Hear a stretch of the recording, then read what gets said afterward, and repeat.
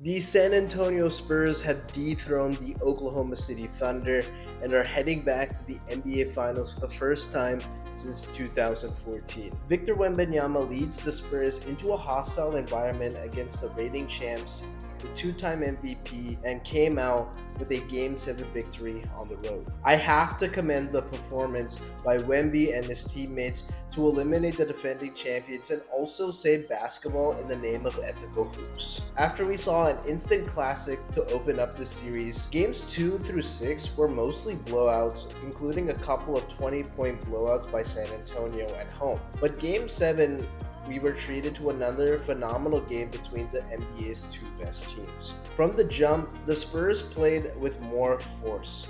Wemby hit a nice step-back jumper over Chet Holmgren for his first points of the game, setting the tone early. His teammates followed suit, forcing turnovers, getting out in transition, and crashing the offensive glass, capped off by a huge Stephen Castle putback dunk to give San Antonio an early 10-point lead. Shai Gilgeous-Alexander would take over in the second quarter, scoring or assisting on 22 points to bring the Thunder all the way back to take a brief lead just before De'Aaron Fox knocked in a three-pointer and Wemby hit a fading jumper across the paint to pull the Spurs back in front heading into halftime. In the third quarter, this was when the Spurs absorbed multiple punches thrown by SGA and Alex Caruso before going on their own 13-0 run after OKC took a 3-point lead. The Thunder capitalized with Stephen Castle in foul trouble and got back into the game thanks to SGA, Caruso, and J. Will making a final push towards the end of the third quarter to trim the Spurs lead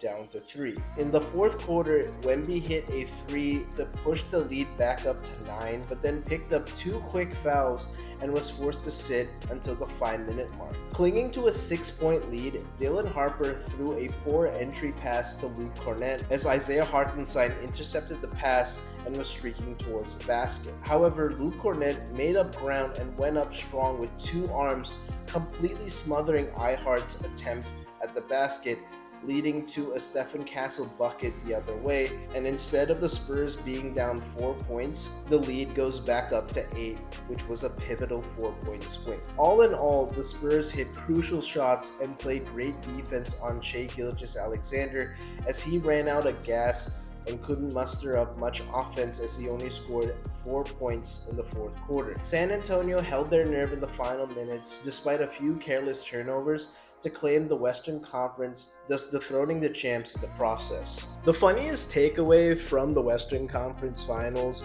is that Eric Corgi actually went a perfect 7 for 7, picking every single game correctly with the Spurs advancing to the NBA Finals in 7 games. I don't know what kind of treats her owner has at home, but I hope she gets a ton of treats because she was amazing with her predictions. And I'm really curious on what her prediction is going to be for the NBA Finals. Main takeaways from Game 7, starting off with the Thunder, it was the injuries that caught up to Oklahoma City. Missing Dub and AJ Mitchell for the majority of this series definitely hurt, but this wasn't anything new for the Thunder. They were missing J-Dub for the majority of the regular season, and on top of it, AJ Mitchell ended up missing 25 games. However, in a 7-game series without your 2 extra ball handlers behind SGA, it left everything on the MVP to carry the offense by himself. And while Shai did have his best game of the series with an efficient 35 points on just 25 shots, which matched his regular season numbers, I felt like he took a little bit too long to get going in Game 7, where he started off the first quarter with just 6 points, and then he did take over in the middle quarters to dig the Thunder out of the early hole, but it was clear that Shai just ran out of gas and he only had 4 points in the final frame. Cason Wallace I thought was huge, especially in the fourth quarter, coming up with 14 points, including 3 made triples to keep OKC alive. Also, he did do some dirty work getting on the offensive glass and just out hustling the Spurs to loose balls at certain times, especially in the middle frames of the game. I also thought that Jalen Williams was honestly the best big man that OKC had on the floor in Game 7. He scored 11 points off the bench and added 10 rebounds, came up with a few timely jumpers to keep OKC in the game. But From a coaching perspective, I thought Mark Daigneault didn't have his best stuff. Throughout the series, we've seen way too many minutes for Lu Dort, and I thought again in Game 7, there was just too much Lu Dort on the court. He didn't give you much offensively outside of one random three-pointer in the second quarter, and his defense honestly isn't that significant to warrant that many minutes on the floor. I felt that Jared McCain should have been given more run. I mean, at this point, it's Game 7.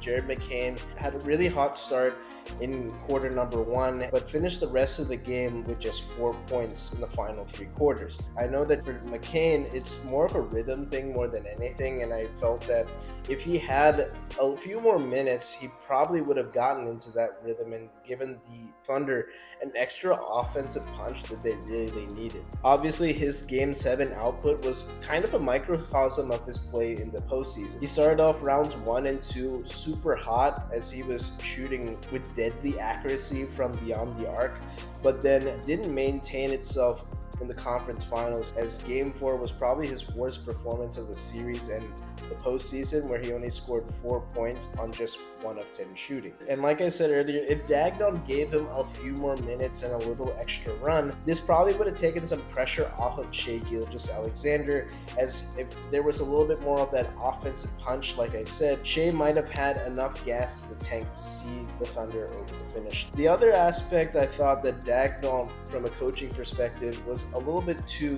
careless with his challenges. The first challenge I thought was a very good challenge, but the second one came in the third quarter, and it was definitely within the final few minutes of the third, and I thought, why not just hold on to it for the fourth quarter, where you put all your chips at the table. There might be more crucial calls that you may have to challenge in the final frame, and it ended up coming back to bite Daigneault in the fourth quarter, where there were definitely some missed calls by the referees that if he challenged or had that challenge at his disposal, it could have changed momentum, and if not, the outcome of this game. The final thing I have with Mark Daigneault was just the lack of aggression by the entire Thunder team. I mean, once Wemby picked up that 5th foul, it was about 8 minutes left, and yes, he had to sit, but he came back with 5 minutes left. For whatever reason, you have the best foul baiter in the entire association, and there were times that Shai driving to the basket and then just bailed out of the drive and dished it out to an open shooter. Why not just attack the body of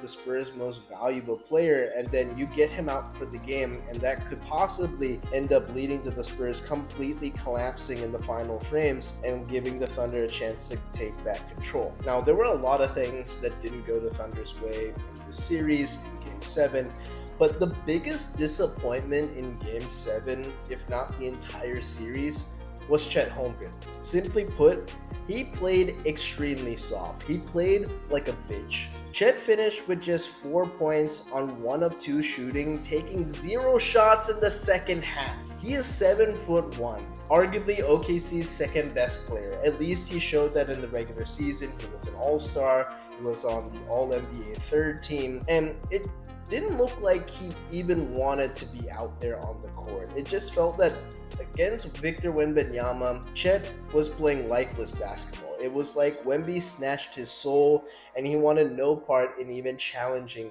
Wemby at the rim or even in one-on-one matchups. And you think for a guy who's 7'1", at least he can help you out, do the dirty work and get you some rebounds, but he only gave you 4 rebounds in a winner-take-all Game 7 with a chance to go to the NBA Finals. I mean, there were so many times, even Reggie Miller called out Chet Holmgren, where there were some times that there were some wide open shots, and instead he's pump faking, taking a couple dribbles, and then giving it up to somebody else to do something with it. If there was anyone to take some pressure off of SGA, give him a breather on a couple offensive possessions, it was Chet Holmgren. He was supposed to be the second option, but for whatever reason, he shrunk right when OKC needed him the most. And I know it's easier said than done when you're going up against Victor Wembanyama, but at least try. I would have been more understanding if Chet even put up 10 shots and went 3 for 10, because at least that means that he tried. But when you put up just 2 shots in a Game 7 with your team needing much more from you, especially given that you're the second option of this team, It was truly a pathetic performance from Chet. I mean, this guy shriveled in the biggest moment of his career, and now OKC it really has to be thinking, do they regret paying him a max contract, which is now going to be entering year one of a 5-year deal worth almost $240 million. Game 7 was when the Thunder need Chet Holmgren to step up. Instead, Chet Holmgren ended up pulling a Ben Simmons in a Game 7. To analyze the Thunder's roster post-mortem, there's a few routes that they can take, but there is a more rational route, and then there's a more drastic route where they could end up giving a significant amount of assets to improve the roster.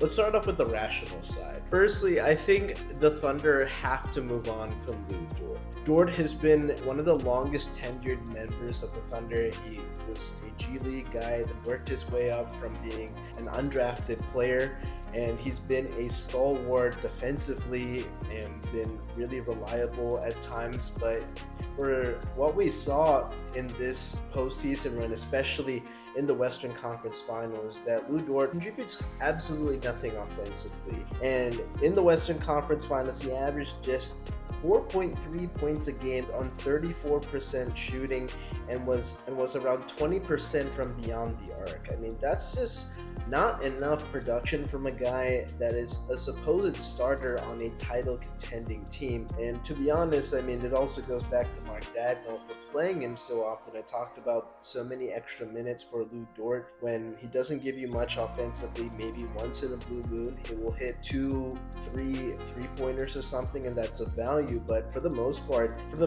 Lou Dort should be a guy that's maybe a 7th or 8th man on the rotation. And I think specifically in this series, Lou Dort should have been cut out of the lineup. And especially at the amount he's making right now, he's earning about $18 million. And that's simply just not enough production to warrant paying this guy that amount of salary. So I really think they will look to move him this offseason and use that as a salary dump kind of tactic. And then the other guy I think that they need to really consider here is Isaiah Hartenstein. Now, obviously, we talked about the front court issues with the Thunder this season, and we saw that particularly going up against Victor Wembanyama, and the issues with Chet Holmgren. But Isaiah Hartenstein, yes, he did play Wemby pretty well in certain moments, but for the most part, he is, again, like Lou Dort, kind of an offensive liability. He is a little bit more reliable, yes, but at the number of almost $29 million, I just don't see how the Thunder can bring him back. Now, they can opt to change up the salary this offseason and decline his team option and bring him back on a cheaper deal to bring back cohesiveness, but there also could be a way where they just opt in and then dump him in some type of trade, and then you bring in some other player that can be a little bit cheaper from the center position. Now, the more drastic route for the Thunder is make a play for Giannis Antetokounmpo. For every NBA fan, we know that Giannis is on the move this offseason. It could happen as early as a few days leading into the NBA draft in a few weeks. We know that Giannis is on the move, and it's very likely that it's going to be to the highest bidder. Now, OKC has the means to make a big time offer. They could include Chet Holmgren and then dump his salary into a rebuilding Milwaukee Bucks team and then send a bunch of draft picks Milwaukee's way. And then next thing you know, you have a crazy duo of Shai Gilgeous-Alexander with Giannis Antetokounmpo. You still keep J-Dub as well, and it forms a devastating big three in Oklahoma City. Now, Sam Presti as a GM, he's more of a patient kind of guy, and obviously he's going into the second apron as well with this very big payroll on his team. But I wouldn't be surprised that if we see one of these two routes, maybe less drastic route, or they make the big swing and say, hey, we have a Wemby problem, and wow, Giannis may not be able to solve that immediately. It does give us a more competitive edge, plus our depth, that they have a chance maybe to go back to the NBA Finals and even beat the San Antonio Spurs should they match up in 2027 and beyond. One thing I think we need to talk about, as great as Shai Gilgeous-Alexander has been, he's a two-time MVP, has had a phenomenal regular season, and up until the Western Conference Finals was having another great postseason. Something we need to see out of Shai is develop a better perimeter game. his three-point numbers plummet in the postseason. And there's just sometimes where a non-factor from beyond the arc. He's great at getting to the rim. He's one of the best drivers of the basketball I've ever seen. He's cash money from mid-range, but you don't see him really be a threat from beyond the arc. That becomes a problem where we've seen the Spurs just kind of wall up, tell Shea, beat us straight on with your mid-range pull-up game, or take a step back and take a contested three-pointer. So those are some things I think we're going to have to see him do, and I think it also comes up with the scheme. Maybe Dagnall can get Shea in some off-ball actions, find ways to get him in space, running off-ball and getting some catch-and-shoot opportunities. I think that would be really a good way to enhance his game, but it starts off with becoming a dependable shooter. And I doubt that his style of play will ever change. I mean, he's built an identity off of foul baiting at this point. It's something that has unfortunately, I think, made him a villain for the casual fan. When you see him constantly flopping and flailing throughout a regular season into the playoffs, it's really made these games featuring OKC kind of unwatchable. And I really hope that the league can do something about it, find ways to discourage flopping and actually hold floppers accountable like Shea. Certainly after what we've seen during this postseason run, the league may step in to put an end to his foul baiting antics. Main takeaways from the Spurs side of things: they did a great job with a well-balanced offensive attack. At times the Spurs pounded the Thunder inside, got good looks in the paint. Other times they were great on the offensive glass. They got 15 offensive rebounds, and at times they were excellent on the perimeter. The Spurs as a team made 17 three-pointers in Game 7, and a lot of those makes ended up being the difference. They were highly contested looks, but that was just better shot making over good defense or even elite defense at times. Defensively, they got into passing lanes. They forced a ton of deflections and cashed them in with 19 fast break points. And it felt like almost every Spur who stepped onto the court had some key play that ended up being the difference as to how San Antonio came out on top in Game 7. Namely, Luke Kornet. He didn't make a single shot in Game 7, only had 2 points coming from the line.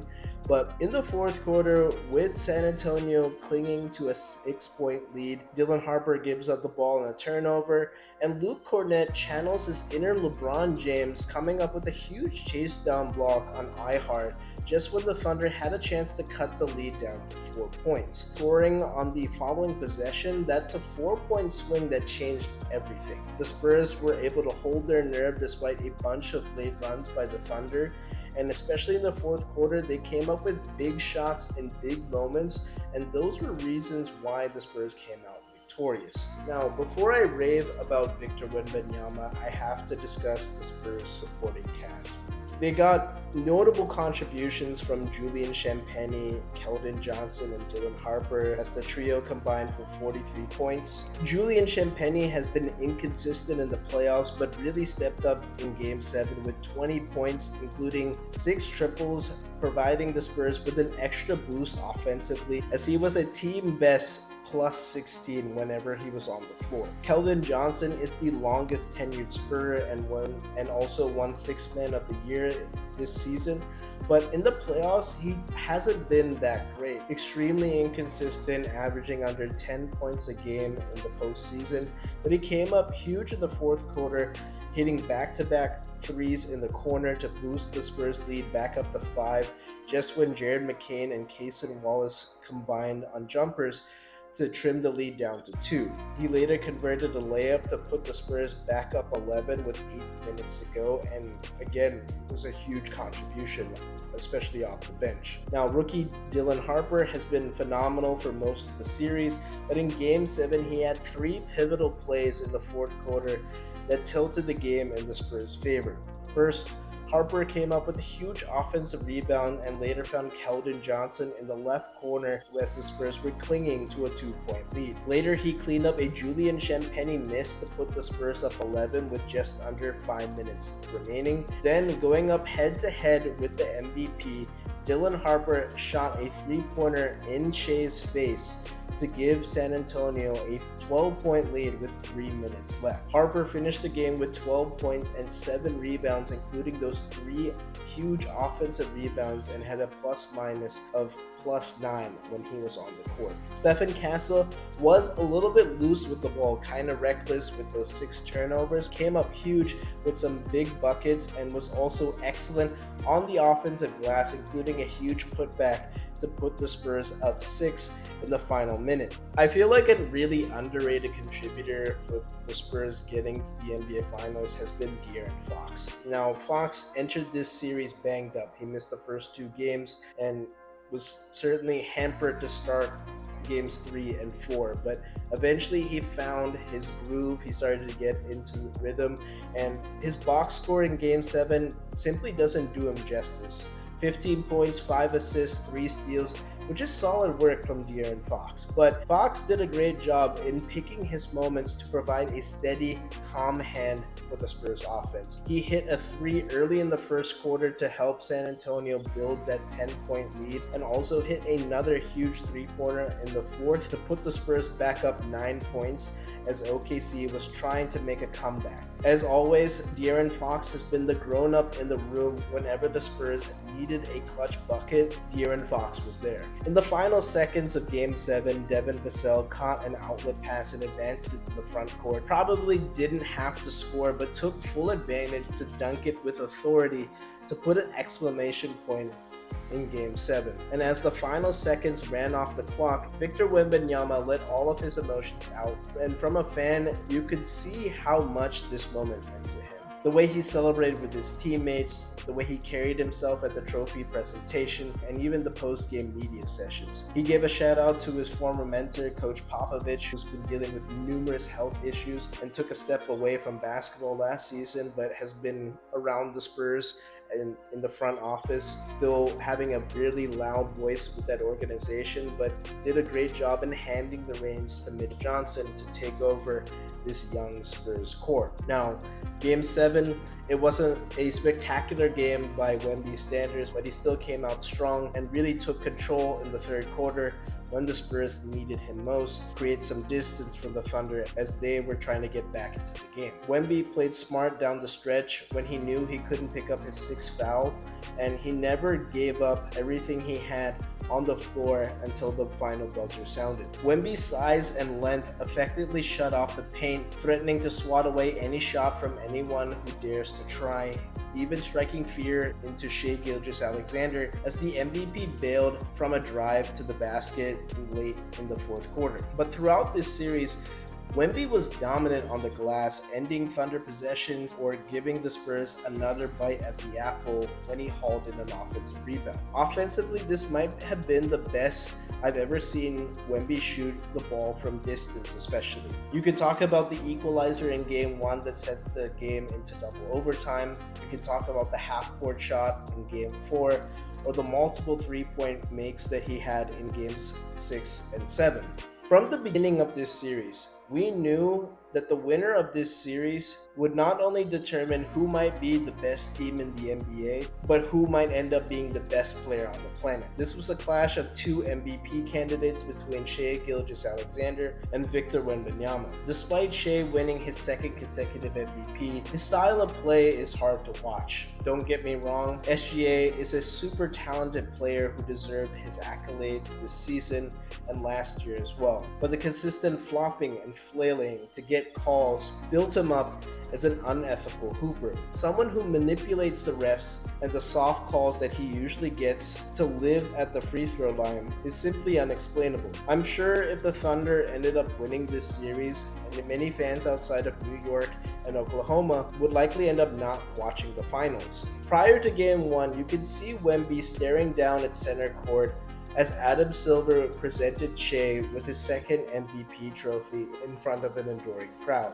Wemby wanted that trophy. He felt robbed of that moment based on the work he put in this season, and we saw him take over Game 1 with some iconic moments and continue to outperform Shai Gilgeous-Alexander throughout the series. Comparing the two head-to-head, the stat lines heavily favor Wemby, And yes, Shea played better in Game 7, but that performance was simply too little too late. Entering the conference finals, SGA averaged 30.9 points per game on 55% shooting, but those numbers dropped to 25.9 points per game on just 41% shooting, which is a staggering drop off compared to what we've seen in rounds 1 and 2 and the regular season. Outside of Game 2 and Game 7 of this series, SGA shot 40% or lower from the field, and a lot of those points came from the free throw line. In fact, Shea made more free throws than field goals throughout the entire Western Conference Finals.